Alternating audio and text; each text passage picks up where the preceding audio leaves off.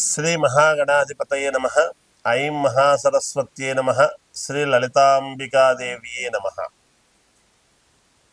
రాశిఫలాల కార్యక్రమములో భాగంగా ద్వాదశ రాసుల వాళ్లకు కూడా ఈ కొత్త సంవత్సరము ఉగాది పండుగ అయిన తర్వాత ఇప్పుడు ఏప్రిల్ 1వ తేదీ నుండి ఈ ఏప్రిల్ నెలాఖరు వరకు కూడా ఎలా ఉంటుంది ఏమిటి అనేటువంటి దాని గురించి ఆలోచన చేసినప్పుడు మామూలుగా మీనములో ఉండేటువంటి గ్రహాల యొక్క వీటి రీత్యా షష్టగ్రహ కూటమి అనేటువంటిది అయిపోయింది.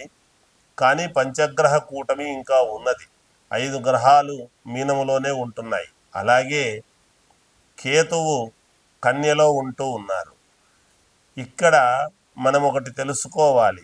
ఇప్పుడు రాహు కేతువుల మధ్య గ్రహాలన్నీ ఉండేటువంటి దాని వల్లను, అలాగే కర్కాటకములోకి కుజుడు వచ్చాడు. కర్కాటక రాశిలోకి కుజుడు వచ్చినటువంటి దాని వలనను చంద్రుడి యొక్క దినదినము మార్పు జరుగుతూ ఉండేటువంటి దాని వల్ల ఇప్పుడు ఎలా ఉండబోతుంది అంటే నిజంగా కూడా మొండి జాతకులకు వివాహము కాకుండా ఎక్కడెక్కడో తిరిగాము, అయినా వివాహాలు కావడం లేదు.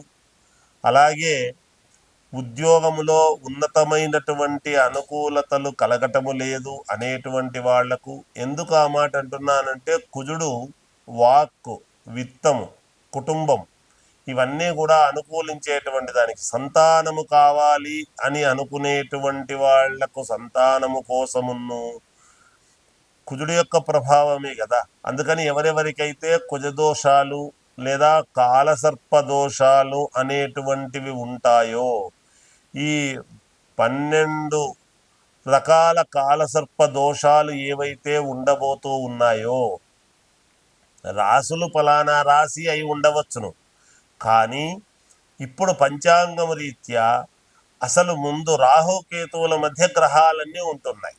ఈసారి చాలా విశేషం ఇది. ఎందుకంటే ఈ సహజముగా ఎవరికైనా జాతకములో ఉంటాయి. ఈసారి 5 గ్రహాలు మీనములోనే ఉండేటువంటి దాని వలన రవి, బుధుడు, శుక్రుడు, రాహువు, శని మార్పు కూడా జరిగినది కదా. ఎప్పుడైతే కుంభంలోకి నుంచి మీనములోకి వచ్చేసాడో శని మార్పు జరిగినటువంటి దాని వల్ల కూడా, అందువల్లనే అన్నీ కూడా కాలసర్ప దోషములాగా ఏర్పడబోతూ ఉన్నాయి. అలా దీన్ని కాలసర్ప దోషం, రాహుకేతువుల మధ్య ఉండేటువంటి గ్రహస్థితులను కాలసర్ప దోషానికి సూచన.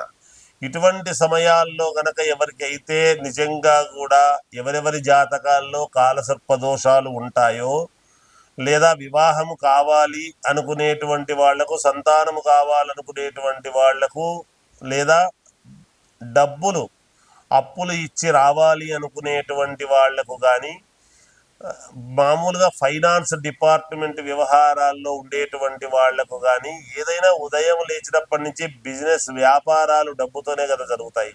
కాబట్టి ఇది ఒకరికి అని కాదు, అన్ని రకాల వారికి పనిచేస్తుంది.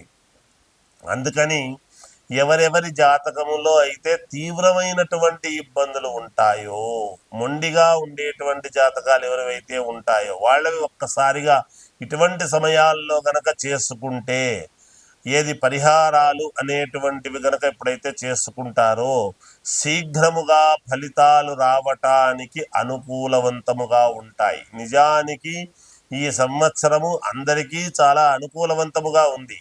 అయితే వాళ్ళ వ్యక్తిగతమైనటువంటి జాతకాలను ఒక్కసారి పరిశీలన చేసుకోవాలి. ఇక్కడ కర్కాటకములోకి కుజుడు రావటం అనేటువంటిది కూడా చాలా విశేషమైనటువంటిది కర్కాటకముకు. అందువల్ల చాలా అంటే చాలా ఇవి ఉంటాయి. అయితే ఒకరికి అని కాదు, ఎవరి జాతకము, ఎవరి లగ్నములో ఎవరు పుట్టారో ఏమిటి అనేటువంటి చూసుకోవాలి. అలా చూసుకొని చేసుకోగలిగితే నిజంగా కూడా పరిపూర్ణముగా మేలు జరుగుతుంది అనేటువంటిది తెలియజేస్తూ, మీనరాశి వారికి ఈ ఏప్రిల్ 1వ తేదీ నుండి నెలాఖరు వరకు కూడా ఎలా ఉంది అంటే బాగుంది అనే చెప్పాలి. ఎందుకు ఈ మాట అంటున్నాను అంటే, మీనములోనే ఇప్పుడు పంచగ్రహ కూటమి అనేటువంటిది నడుస్తూ ఉన్నది. మరి 5 గ్రహాలు మీనములోనే ఉన్నప్పుడు మరి లగ్నం ఏమిటి అనేటువంటిది ఒక్కసారి మీరు చూసుకోవాలి, ఏ లగ్నంలో పుట్టారు అనేది. కానీ మీనరాశి వాళ్లకు కొంత చిన్న స్థాన చలనం అనేటువంటిది ఉంటూ యోగాన్ని అనేటువంటిది ఇస్తాడు అని ఉంది. నీచత్వం భంగమై రాజయోగం పట్టడం అనేటువంటిది ఉన్నది.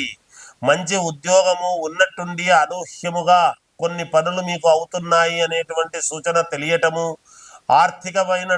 ఆర్థికపరమైనటువంటి ఇంతవరకు ఇబ్బందులు పడినటువంటి వాళ్లకు మాకు నెక్స్ట్ మంత్లో మాకు మంచి ఆర్థికంగా మేము పుంజుకోగలుగుతున్నాము అని ఈ మాసంలోనే మీకు తెలియటము, స్థిరాస్తికి సంబంధించినటువంటి పనులన్నీ కూడా పూర్తి చేసుకోవటము, స్థానము మార్పు వలన యోగదాయకముగా ఉండటము, అనూహ్యముగా మీకు ఒక ఏదైనా డబ్బు లాంటిది మీకు చేతికి రావటము కూడా ఉన్నది.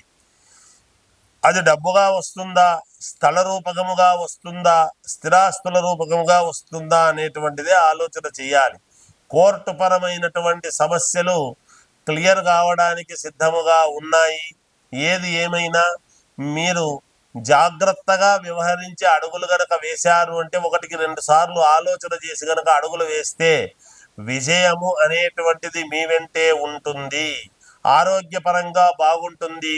శారీరకమైనటువంటి శ్రమ మాత్రము ఉంటుంది. అప్పుడప్పుడు చిన్న చిన్న మనస్సులో ఏదో క్లేశం అనేటువంటిది రావచ్చును. ఆ వచ్చినప్పుడు వెంటనే కోపము అనేటువంటిది పడకుండా ఒక్కసారి ఆలోచనతో నిర్ణయం తీసుకుంటే మీరు ఉన్నతమైనటువంటి స్థితి వైపు అడుగులు వేయగలుగుతారు.